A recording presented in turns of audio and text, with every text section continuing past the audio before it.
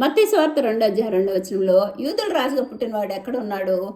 యేసయ్య బెత్లెహేములో పశువుల పాకలో మన కోసమే దీనుడుగా జన్మించాడు. అయితే ఇప్పుడు దేవుని యొక్క మహిమ తేజస్సుతో దేవాదేవుని కుడిపార్చిన ఆకాశనాథన సింహాసనంలో ఆసీనుడై ఉన్నాడు యేసయ్య. అజ్జీవపు వెలుగు నీ హృదయం తలుపు తడుతున్నాడు. అజ్జీవ వెలుగు నీలో నివసించడానికి ఇష్టపడుతున్నాడు. అజ్జీవ వెలుగుతో నింపబడినప్పుడే నిజమైన క్రిస్మస్. అయితే ఇప్పుడు జ్ఞానులు యేసుక్రీస్తు ప్రభుని వెలుగుని చూశారు, దేవుని స్తుతించారు, మహిమపరచుచు తిరిగి వెళ్ళిపోయారు.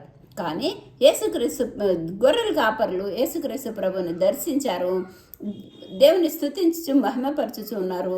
దూత తనకు చెప్పిన మాటలన్నీ ఆ గ్రామంలో ప్రచురపరచుచు వెళ్ళారు. కాబట్టి యేసుకి సాక్ష్యంగా నిలబడడం నిజమైన క్రిస్మస్.